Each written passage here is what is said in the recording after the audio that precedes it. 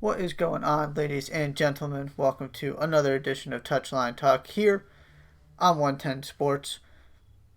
Very, very busy midweek here. So much to get to. You've got Carabao Cup, German Super Cup, a big game in Serie A, a transfer we're going to talk about.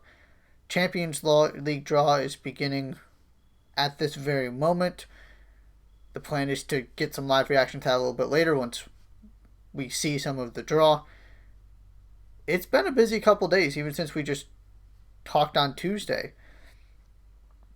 So we're just going to start by going through some of the more important games that have happened fairly quickly, but some of the more important games that have happened these past couple days. Spurs get past Chelsea on penalties in the EFL Cup. Eric Lamela scores a late equalizer to send it to penalties. It was not a great performance. Chelsea's team in particular was not an awful one that Frank Lampard sent out there. It clearly wasn't their best team. But this is absolutely a confidence boost for Spurs. Mourinho was punting this game and willing to give it up, knowing they've got to play again today in the Europa League to make sure they get into the Europa League group stage. So it was by no means his best players out there. They brought some reinforcements off the bench that helped. Still didn't see any Dele Alli, which is not particularly surprising. We'll see if he plays today. But in a game that they were willing to sacrifice for the betterment of competing in the Europa League and trying to just keep this squad healthy to be able to fight on the rest of the fronts that they're competing in, to find a way to get through against Chelsea is phenomenal for them. It clearly meant something. And at the end of the day, this is the most important thing for me. This is your secondary cup. Of course, the FA Cup has more prestige. You haven't seen anybody take this incredibly seriously. It's a lot of squad rotation to get some guys minutes, and you just kind of see what happens. I think Spurs would have been okay going out. I think Leicester were, I don't want to say happy that they lost to Arsenal, but we're okay with it because, again, they got Europa League coming up. They're already banged up. You just can't, especially when you're in such a condensed schedule the way Spurs are right now, you just can't compete successfully with your best players in every competition. But they found a way to get this thing to penalties. Then who knows what happens, so they win. But there's no team that would want to win this competition more than Spurs, in my opinion. Because this is Jose came to get this club a trophy. That is why Mourinho is there. And this is a very good opportunity because it's sort of in this weird spot at the beginning of the season. You've got even Europa League stuff going on. You're still trying to get your feet under you in the Premier League.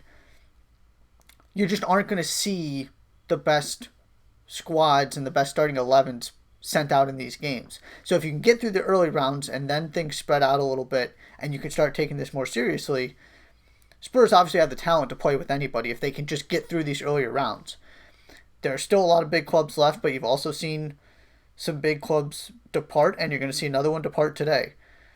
So they're closing in on a real opportunity to win a trophy here, despite making other things their priority, and rightfully so. So good for Spurs. This could be a real confidence boost if they can keep this going and find a way to really make a run at this trophy. Some of the other big teams that advanced, Manchester United are through in their rematch with Brighton. It was not the same teams out there by any means. In the end, United stepped, wins out. Not surprising. Manchester City are also through thanks to Raheem Sterling. Ferran Torres also scored his first goal for the team. Nothing surprising here. Like I said, you got some big clubs left. You also have you might have an underdog Cinderella story sneak in there. But so far, the big clubs that have lost have been playing other big clubs. Your Spurs, Chelsea game and such. Over in Germany, Bayern claim yet another trophy. They beat Sevilla for one last week. Now they beat Bayern for the German Super Cup. Sorry, they beat Dortmund. Dortmund make a nice push to get back into this game, but Joshua Kimmich does what he does, and it seems like he's the guy to step up against Dortmund right now. He gets an 82nd minute winner, which this team just wins. It's more important and more noteworthy because of the loss over the weekend, in my opinion, just to get some confidence back and get that winning mentality back. This doesn't matter all that much in the grand scheme of things, but you might as well try and win it. And you just got to get yourself back into better form. So, congratulations to Bayern on yet another piece of hardware. Most high-profile league game yesterday. Over in Serie A, Atalanta put on a show against Lazio. Lazio controlled the first 8 or so minutes, had a couple good chances. Then, kind of out of nowhere, Atalanta get a goal.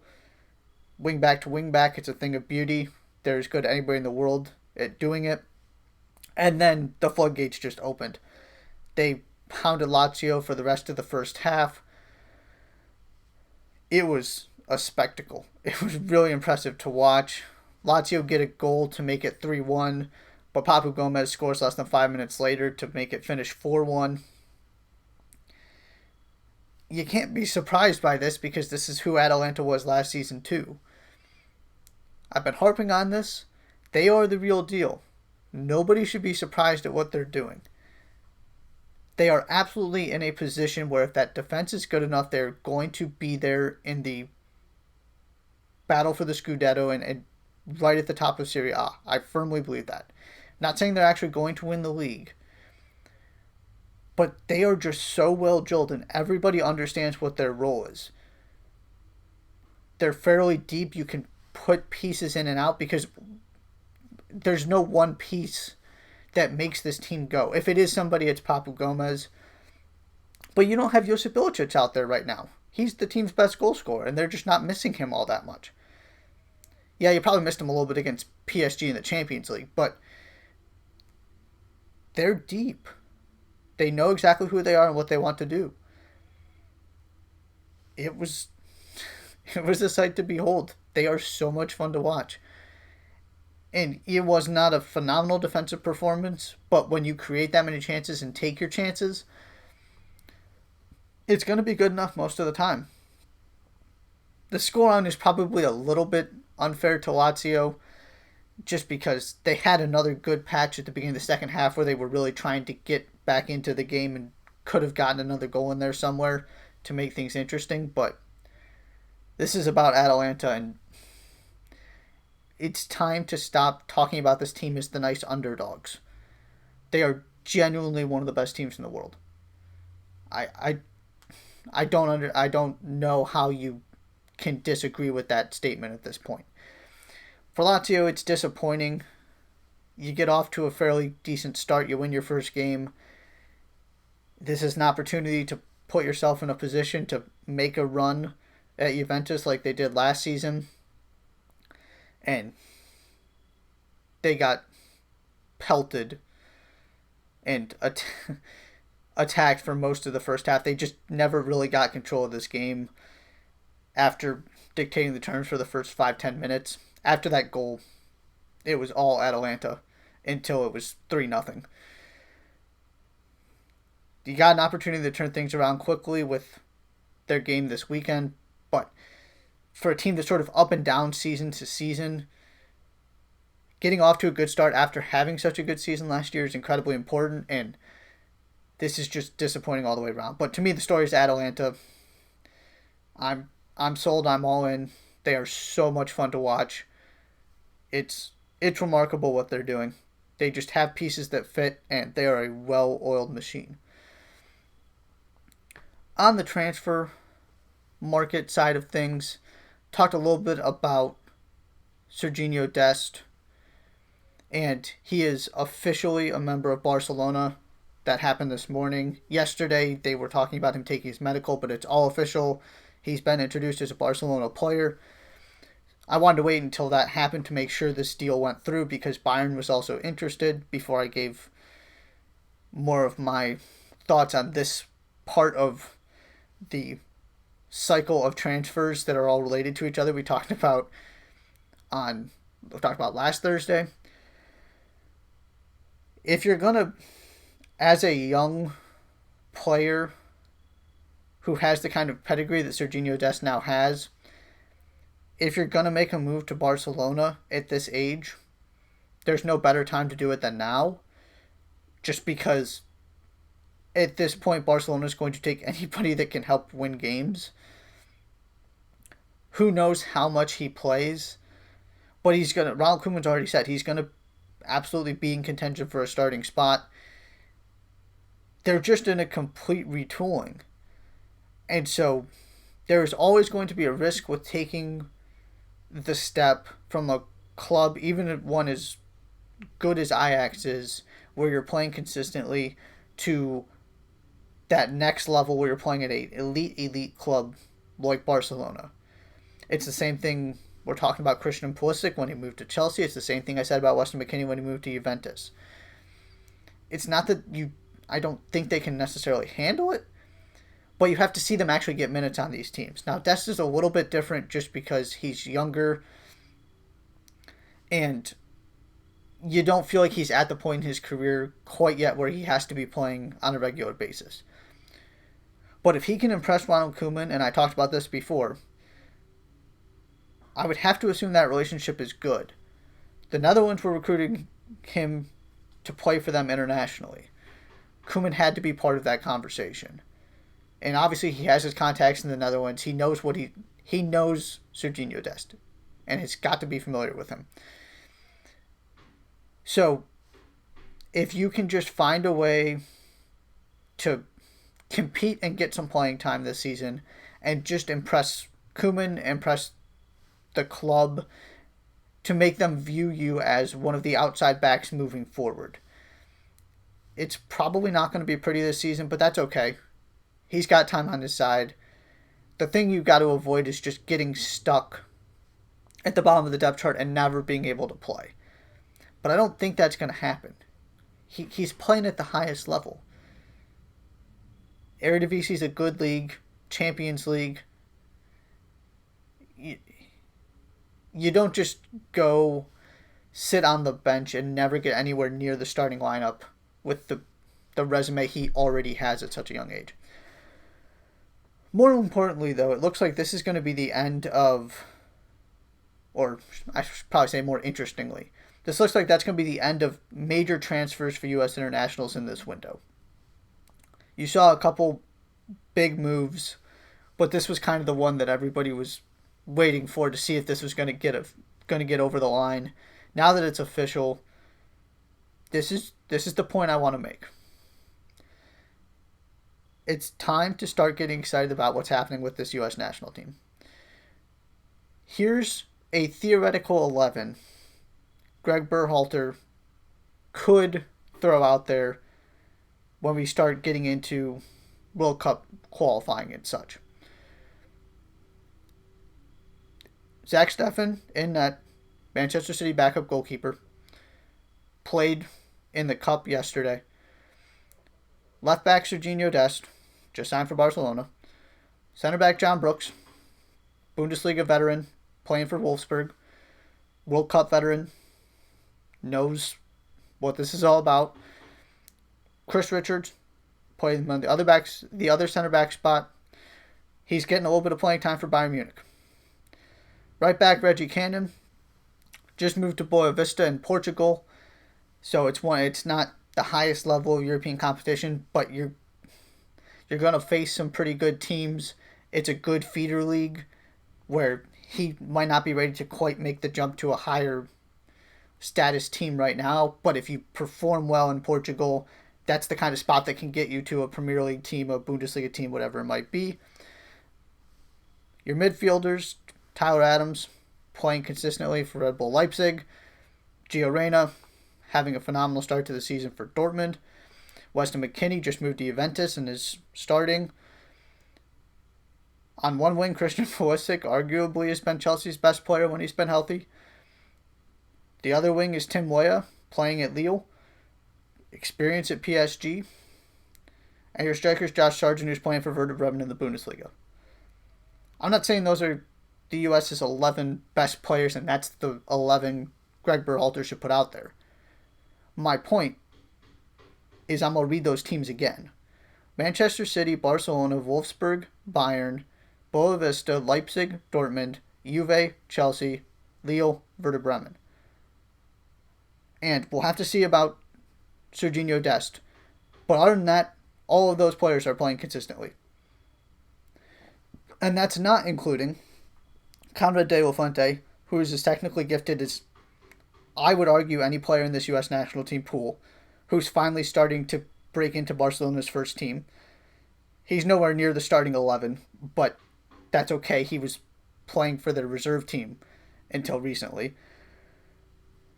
Brendan Aronson is likely going to move to Red Bull Salzburg at the end of this MLS season. Jordan Morris is phenomenal for the Seattle Sounders right now. Darlington Nagbe might be the best midfielder in Major League Soccer. That's also not including Josie Altidore, Josh Zardes, Michael Bradley, Tim Ream, who's playing in the Premier League, and your other younger guys coming through Major League Soccer, your Jonathan Lewis's, Mark McKendry's, etc. The depth of this pool right now is remarkable. And not only are these guys at big European clubs, they are playing and performing well for big European clubs, which is incredibly exciting to see.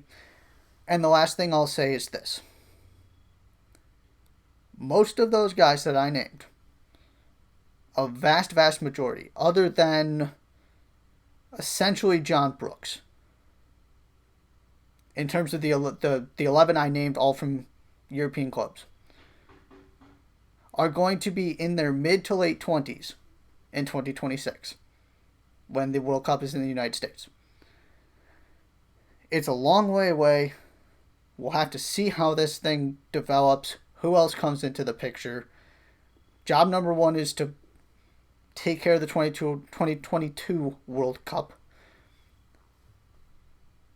But you can't deny what is happening. These guys are proving that they belong at the highest level, and all I'm saying is you can't ask for a better alignment in terms of age and development and when that World Cup that you're hosting is. These guys are going to be coming into their primes with multiple years of experience in the Bundesliga or Premier League, or playing in the Champions League, playing in the Europa League at the top level. This is just something we have never seen from a U.S. soccer perspective before. So Sergino Dest moving to Barcelona was kind of the encapsulation of all of that. That's the situation at the end of this transfer window. It's incredible. You don't want to get too excited because there's plenty of work to do. But you can't just disregard and ignore what we're seeing in terms of the development of these players. It's phenomenal. You got to keep it within reason, but absolutely justified for being really excited about what this U.S. national team looks like right now. Also, shout out to the Premier League for making some changes to the way they're going to officiate handballs right away. Talked about this on Tuesday. It's just not going to work and need to get changed right away. They're working with the IFAB. We'll see what kind of actual legal changes get made, but it sounds like they have permission to be more lenient, which is the most important thing. You can go back and forth about what the actual rules should be, and that's part of the problem is nobody has a specific answer. It's a very gray area. But we got to have some common sense here, and we got to stop punishing people for being in natural positions doing logical things. And that's what it sounds like this is going to do. We'll have to see what it looks like from a practical standpoint once it's implemented. But thank goodness, it looks like we've at least fixed this a little bit. We'll see what if there is a real long-term answer. But what happened last weekend and what's been happening these first couple weeks of the Premier League just can't continue, and it looks like everybody has acknowledged that. So thank you, Premier League, for doing something right away to at least try and make this better. Finally, before we go to our first break, also want to give a shout out to the San Diego Loyal, of the USL Championship. This is Landon Donovan's team. They have forfeited twice in the span of a week or so games because their players were abused in some way, shape, or form. The first one they voluntarily forfeited, and they walked out of a game against Phoenix Rising after former Minnesota United, former Major League Soccer player, was abused. It's incredibly disappointing. This is the world we're living in. And you can go, Landon Donovan had a extensive, well-articulated comment, I guess is the best word to use, that they posted on their team's Twitter feed that I also retweeted. You can go listen to him explain everything they've been through, what exactly happened. But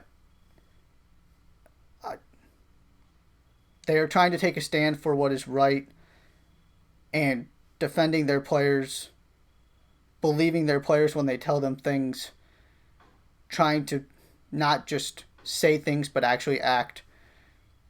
I'm not going to go into all the details, but I just wanted to give a shout out to San Diego Loyal, to Landon Donovan.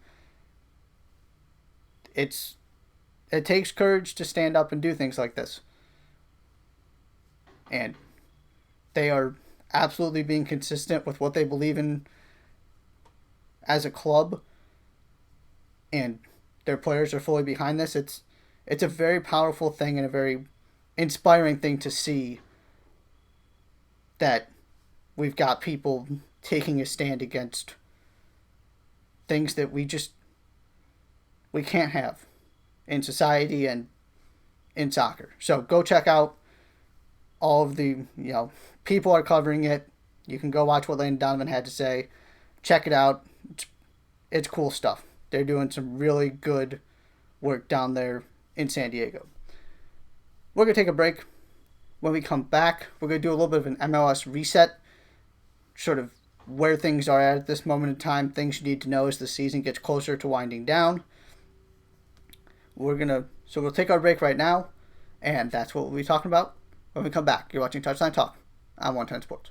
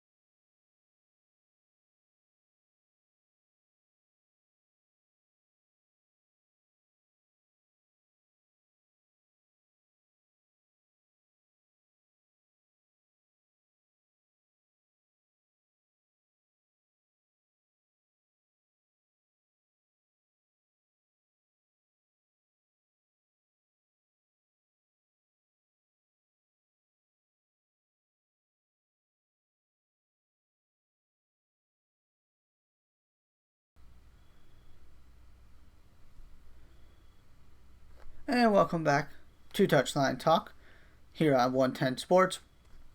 Yeah, so it's MLS recap time.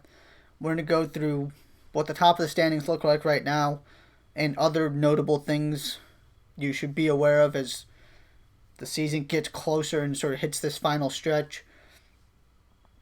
I talked about on Tuesday this impending dilemma that MLS has in terms of how to deal with this international window and the reality that you're going to see this again and it's going to impact the playoffs. It sounds like at least most of the teams are going to let their players go on international duty, which means a 10-day quarantine period, missing 5-6 games. We'll see how that goes, and you got to think they're exploring options for the playoffs so this doesn't happen again. But regardless, We'll start in the East. Your top 4 teams right now. Columbus still in first place, 30 points from 14 games. They're coming off a 3-1 loss to Toronto on Sunday. I'm never going to be worried about a loss to Toronto. To me, this is still the best team in the league. You're going to lose sometimes. They've just been so consistent. And you also kind of wonder what they could have done in MLS's back if they had not lost that shootout to Minnesota. They're just ridiculously good. And they're doing this right now without Darlington Nagbe, who I mentioned before might be the best midfielder in Major League Soccer at this moment. He's got a meniscus injury. He's probably out another week or two. It doesn't seem like it's going to be an incredibly long-term thing, but it is something to be aware of. But I absolutely buy this team. They're still my pick to win the Supporters' Shield. I think they're the best team in this league, and I don't think it's particularly close. Behind them in second, Philadelphia Union, 28 points in 14 games, so 2 points back. They faced Inter Miami. Gonzalo Higuain made his debut. He missed a penalty. Union scored 3 goals. They are, again, one of the most consistent teams in this league. We're getting to the end of the transfer window here, and if nobody moves, that means this team stays intact, because that was one of the big questions. Brendan Aaronson's going to be in Europe in the next year. Mark McKenzie very well maybe 2. But if you can keep Aaronson, keep this group together, they've been incredible this year. I've harped on them before. It's their academy is phenomenal. This is a model every mid-sized club should be looking to emulate in terms of how you compete at the top end of this league without a top-end budget. So they just keep doing their thing. Toronto, also 28 points from 14 games. Their attack is healthy now. They're pretty much firing on all cylinders. Michael Bradley is the only piece missing. He's recovering from an MCL sprain. But this team is so deep. They got so many weapons. They're fine without him. They're doing their thing. They're going to be one of the best teams in this league again. They're a threat to win MLS Cup again. They got a big game this weekend. We're going to talk about in what's next. But they've, again, just really good. Just beat Columbus. Would not be surprised if they come out of the Eastern Conference. And this is a 4-horse race, really, to see who finishes the top of the East, because Orlando is in 4th with 26 points from 14 games. So they're only 4 points back of Columbus, 2 points back of Philly and Toronto. What we've learned is that MLS's back was no fluke. This is a vastly improved team, specifically because they're good defensively now, and that's just something they have not been in their history as a Major League Soccer franchise. Then you've got your weapons up front, of course, led by Nani. These are your 4 teams. I still believe in Columbus above all else. I would probably put them in this order if I had to rank the likelihood of them coming out of the Eastern Conference. Again, injuries might play a role in this. But those are your 4 teams. They're clearly a cut above the rest of the Eastern Conference. And I think there's a real argument that Columbus and Philly are the best 2 teams in the league right now. And Toronto is probably 4th. The other team in that conversation is the team atop the Western Conference. That's Seattle. They've got the best goal differential in the league at plus 17. 24 points from 13 games. Jordan Morris, as I said earlier, has been spectacular. You've got other weapons, Raul Ruiz, Nico Ladero, both of whom could be impacted by this international window and having to quarantine, coming back and all of that. So it's something to keep an eye on. Like I said, these are big clubs that are going to be impacted by all of this. But they've been remarkably good. The question is whether that defense can hold up. Can it be consistent enough to get through a postseason? This is not exactly your Sounders teams of years past, where they just kind of grind it out and they've got the ability to play a really defensive game. They're much more lethal in attack. They're still pretty well balanced. There's a reason I picked them to win. MLS is back. But that's the weakness, is the defense. It's been shaky at times. LAFC lit them up in Orlando because of that, but they've also pretty much handled LAFC over these past couple years. So Brian Schmetzer's doing a phenomenal job. This is not the Seattle get hot, find a way to beat everybody in the playoffs after sneaking in team. This is best in the Western Conference, absolutely dangerous all the time, Seattle Sounders team. Behind them is their fierce rival, the Portland Timbers, 24 points from 14 games. They're doing this without Sebastian Blanco, the hero of MLS, is back, who tore his ACL. Again, they've got a pretty deep team. I'm a huge fan of Giovanni Severese. That defensive midfield pairing is phenomenal. You're putting a little more pressure on Diego Valeri now without Blanco in there to create chances. Jeremy Abobasi's having a really good year. They've been fairly consistent. I just wonder if they can keep this thing going and find a way to complete the 2020 double, if that's what you want to call it, and win MLS Cup. But then again, they beat Orlando, they beat Philly in MLS back, but it was with Sebastian Blanco, of course. So that's the question, is do they have enough without him to get through the West and then take out somebody from the East? But in a Western Conference, it's been kind of up and down and inconsistent. They've been the second team. Third place right now is FC Dallas, 20 points from 13 games. We haven't really talked about this, but as I alluded to in my U.S. men's national team lineup, Reggie Cannon no longer with the team. That was designed and planned. They were incentivized to sell him. He wanted to leave. And I talked about this a while back, but they had all of these extra games because of what happened in MLS back and the way the schedule worked. And they're taking advantage of them for the most part, and nobody else has been able to put a consistent run of form together other than Portland to a certain extent, Seattle. So they're sitting there in third place just because they had some extra games and they've been pretty good. It hasn't been exactly, super high highs, really low lows. It's just been kind of in the middle, a little bit above average. But in the West right now, that's absolutely good enough. They've got more young talent coming through that academy. They're sort of figuring this out. But it was, don't write them, my point was kind of don't write them off just because they were near the bottom of the table. They're rising. Once they get these games, they're going to be right there in the middle of the Western Conference. Fourth place right now, Sporting Kansas City, 20 points from 13 games as well. They were up there for most of the season. And then they had back-to-back losses to Orlando and Dallas, which dropped them to fourth, so they're kind of reeling at the moment. No need to panic, though. This team's been there before. Peter Vermees knows what he's doing.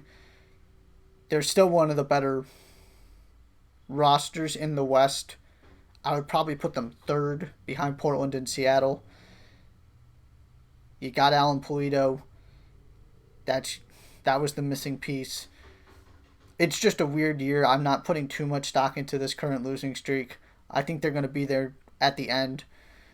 But those are your 8 teams right now that control top 4 spots in the 2 conferences.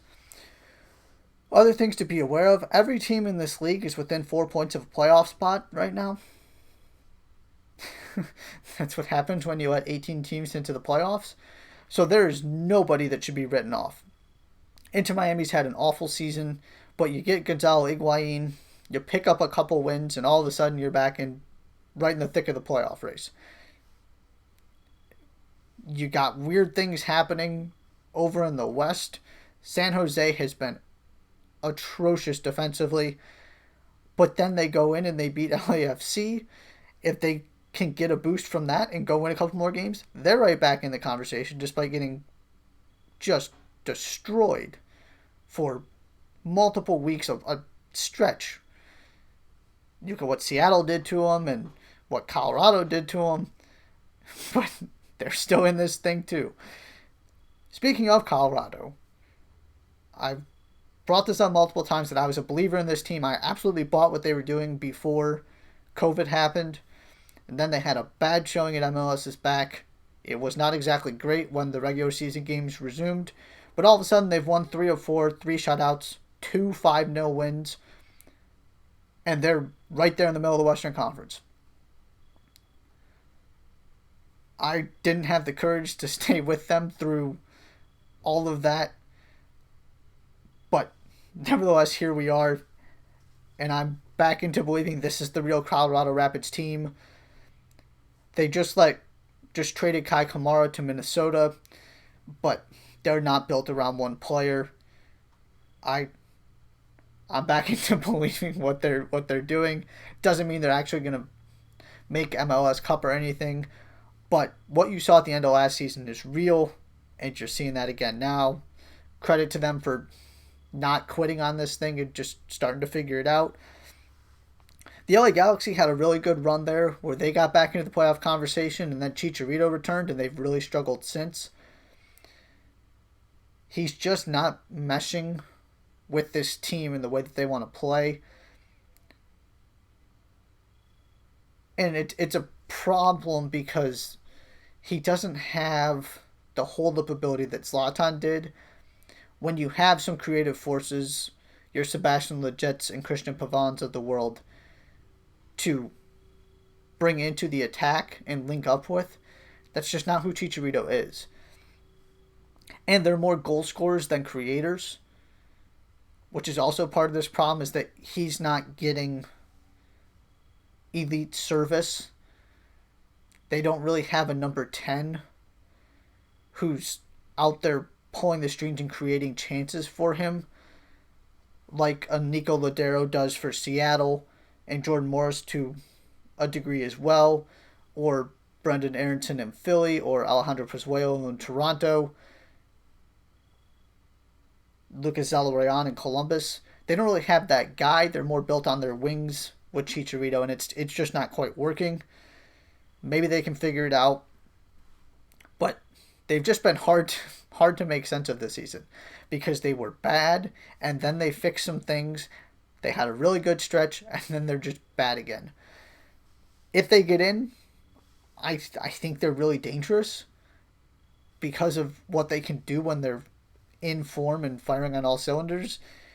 But they've been so bad for so long that in stretches this year that I don't have faith that that's the LA Galaxy team we're going to see out of the blue when it matters most, getting into the playoffs, and then when the playoffs happen. Two of the other big teams that we've been talking about that are kind of the stories of this season. Atlanta is in 11th place in the Eastern Conference right now. If you want to wonder how important Joseph Martinez is, I would be all for splitting the MVP with him and Edward Atuesta because of how poor their teams have been without them in the lineup. Still looking for a coach. They're just not scary right now. They really aren't. They've had some defensive issues. They're not scoring goals. They sold Pity Martinez. I don't see this as a team that all of a sudden is going to put it together and we're going to look up in a month or two and say, oh, there's the Atlanta United we've come to know over these past 3-4 seasons, where they're as dangerous as any team in the league and all of that stuff. They desperately need Joseph Martinez back. They just haven't found a way to replace that. And they just are not the same team right now. It's clear how much Tata Martino meant to those players, to that club, and to the way that they played. They have not been the same team under anybody since. LAFC currently 7th in the Western Conference. So 10 teams from the East get in, 8 teams from the West. I think they're going to be fine. And there's always the reality that if you get Carlos Vela back at the right moment, they are just not going to be a team you want to play. It doesn't matter how bad they've been defensively, how many strange things have happened, how inexplicable it is that they're sitting in 7th place in the Western Conference. When you left MLS's back feeling like they were the best team in the league. I certainly did. And you at least could make that argument, and now they're sitting here near the bottom of the Western Conference. It's just been strange. The bright spot is that Diego Rossi is currently the Golden Boot leader. He's got 11. Giassi Zardes is in second with 9. They're the team I look at. I'm not scared about the Galaxy going on a run. I'm not scared about Atlanta. I wouldn't be stunned if the Galaxy pulled it together, but I've lost faith that they're going to. Like I said, I have no trust in Atlanta at the moment. LAFC is the big club that's had a bad year that I would not be surprised one bit if they get things to click at the right moment, figure out their defensive issues, and all of a sudden are a real danger and nuisance come playoff time.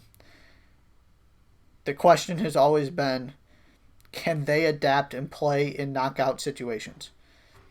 It's the thing I keep coming back to with this team because they haven't proven that they can. They have not been able to grind out results, to be defensively sound when they have to be. They are married to the way they play and have been paying the price for it this season.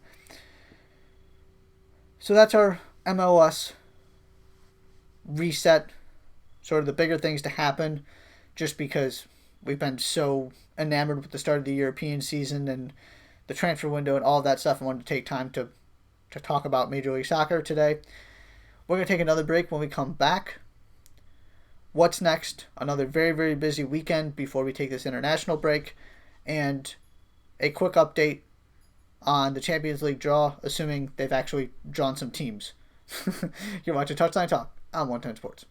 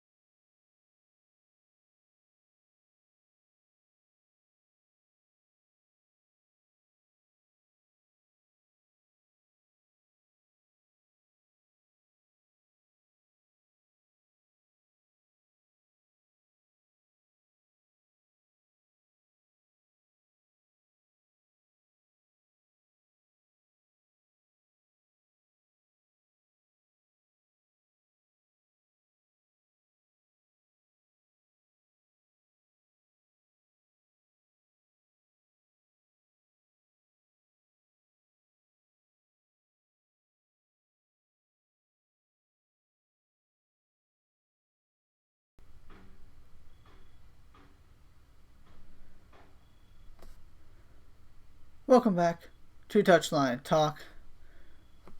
So, real quick on the Champions League, we have our Pot 1 teams drawn. So, Bayern is in Group A, Real Madrid Group B, C is Porto, D Liverpool, E Sevilla, F Zenit St. Petersburg, G Juventus, and H PSG, which means groups you're trying to avoid. A, you don't want any part of Bayern, especially if Bayern get angry with their poor performance over the weekend, and if you got to play them in the first couple games of the group stage while they're still trying to regroup from that, yeah, you want no part of them. D, Liverpool. I'm making a change in my top 25 this week. I'm putting Liverpool ahead of Bayern based on what we saw against Arsenal and how happy Jurgen Klopp is with where that team is at right now. In H, PSG. That's the other team that I don't want any part of because they came so close, because they're so talented. They're getting their guys back. They're going to be fine in League. Weird beginning, but that's the kind of margin of error you have when you're PSG playing in League, and especially when your theoretical competitors in Lyon and Marseille have struggled as much as they have early this season. They're going to be just fine. I have no worries about them whatsoever. Groups I would want to be drawn into, of course, Porto and Zenit St. Petersburg stand out immediately.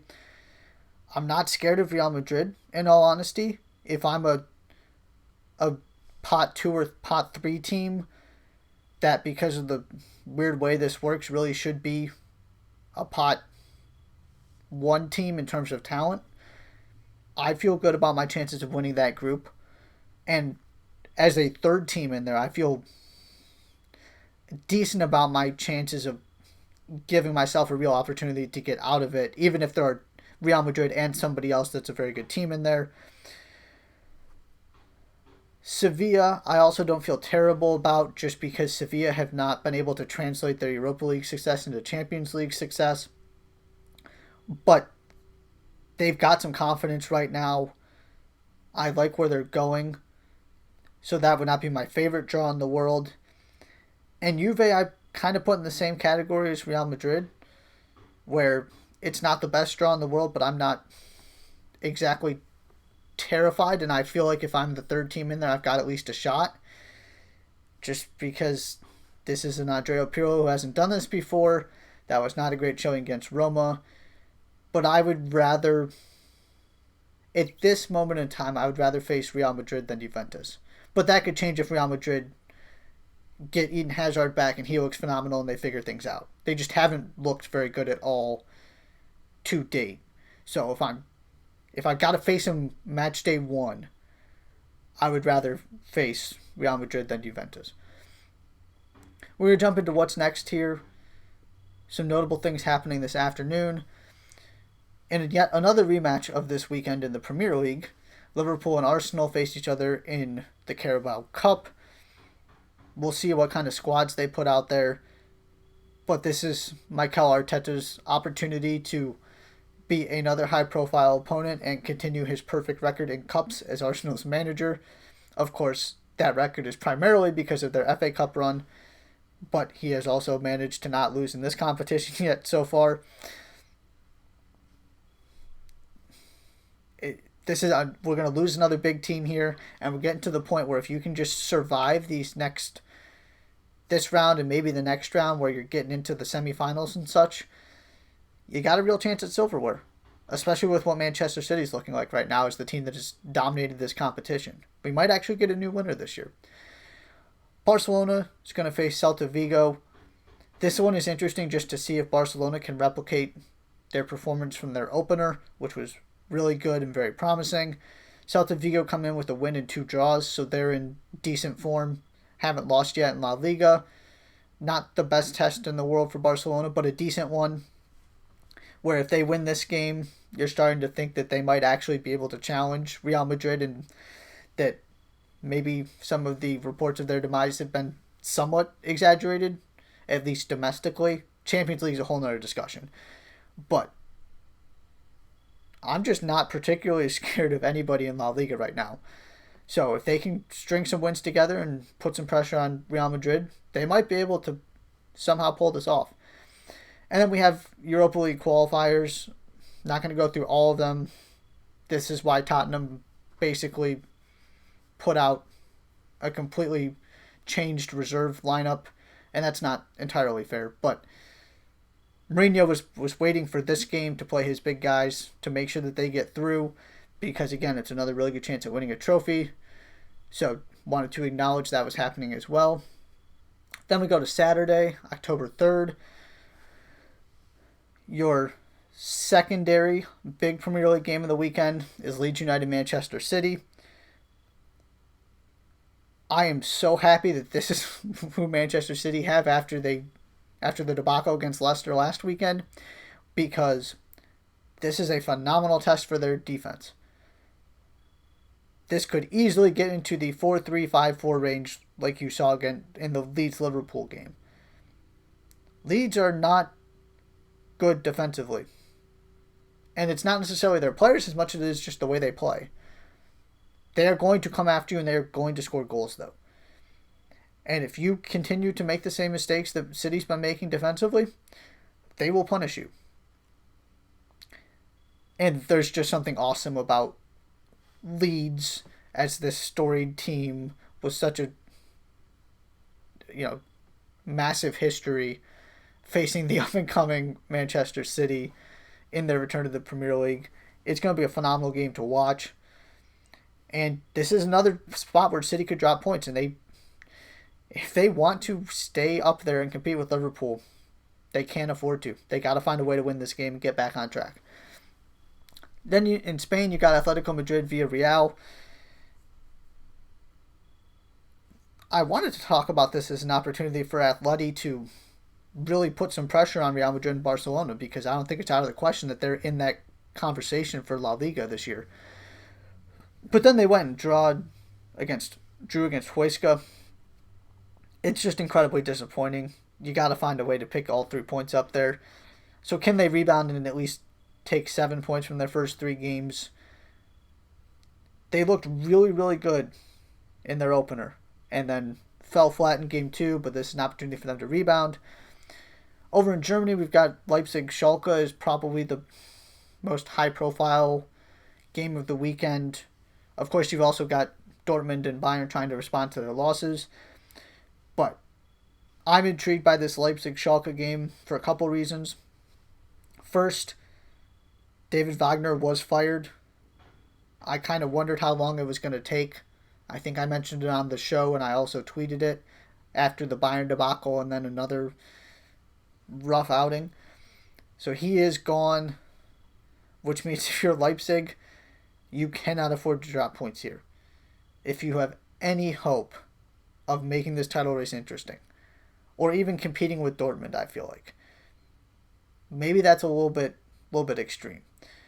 But if you want to prove that you are still the team that made it to the Champions League semifinals, that you aren't missing anything without Timo Werner there, that you didn't take a step back this season, you got to pick up 3 points against this team that is just reeling right now.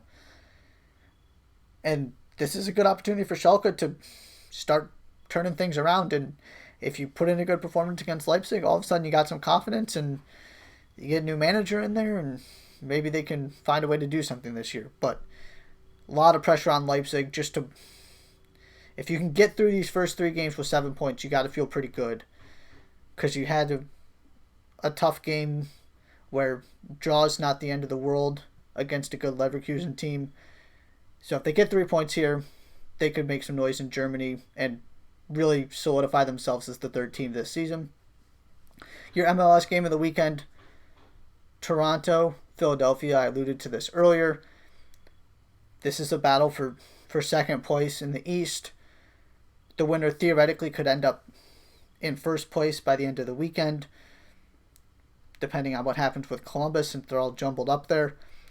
This is an opportunity. If Toronto can find a way to follow up a win over Columbus with a win over Philly, then maybe you're really looking at the Eastern Conference differently, and I'm probably changing my mind a little bit. I wouldn't necessarily jump all the way to saying I think Toronto's the best team in the conference. But they've got an opportunity to beat the two teams directly ahead of them in back-to-back games, which would be a really good confidence booster for them. If Philly can find a way to win this one, you get some breathing room so that if you have a rather lifeless draw like they did against Cincinnati, you're still not dropping to third, which is exactly what happened when they had that breathing room, and then Toronto continued to win. But they rebounded nicely with that win over Inter Miami, as I said. So this is a really good test for both teams.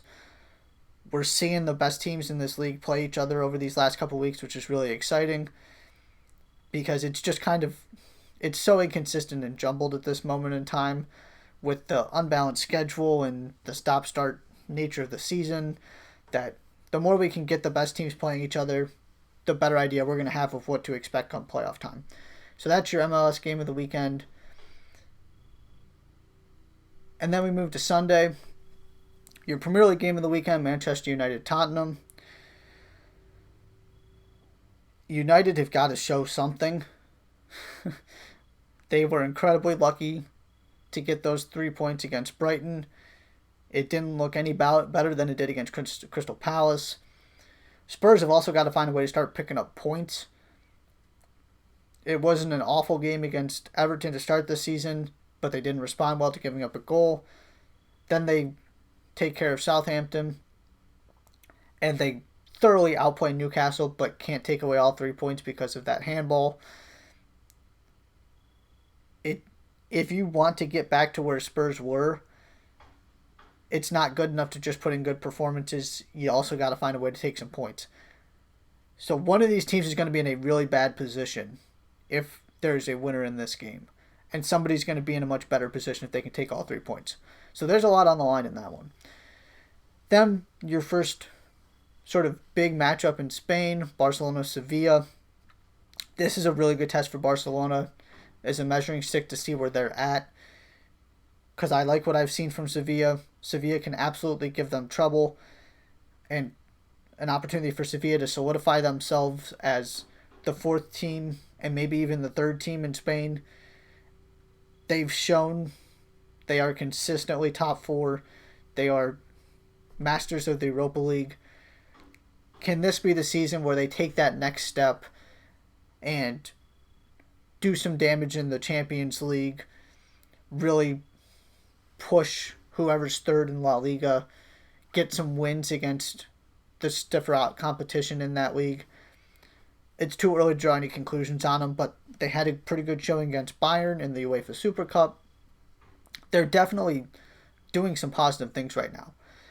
So we're going to learn something about Barcelona, whether they're just going to beat up on the bad teams and there's still a gap between them and the really top teams in this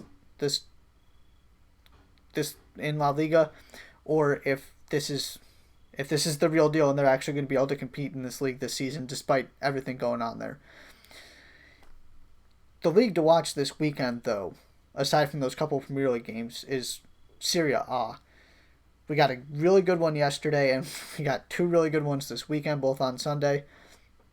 Lazio trying to rebound from that Atalanta defeat against Inter Milan, and Juventus faces Napoli. Those are 4 of the best 5 teams in the league, and by and large, these teams have been performing well. They're not dropping very many points that they shouldn't. Lazio's loss was to Atalanta, who is the other of those top 5 teams in my mind. Juventus drew against Roma, which isn't the end of the world, especially considering the circumstances. Napoli has looked really, really good. Inter Milan scoring goals left and right. These are some really interesting sets of games, starting with that Atalanta Lazio one going through this weekend, and then the weekend when we return after the international break, that are really going to set the tone for what happens in Italy this year. And I'm just fascinated because this isn't Juventus' league to dominate this season.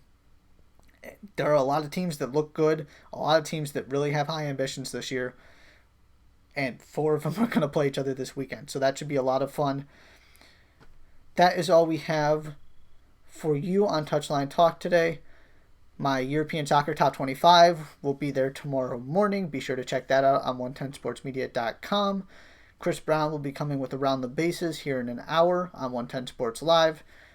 Plenty to talk about. So much baseball going on right now with the wild card series. Josh Mullenix will be back with his show tomorrow morning. Thank you so much for listening to Touchline Talk today, and we will see you Tuesday.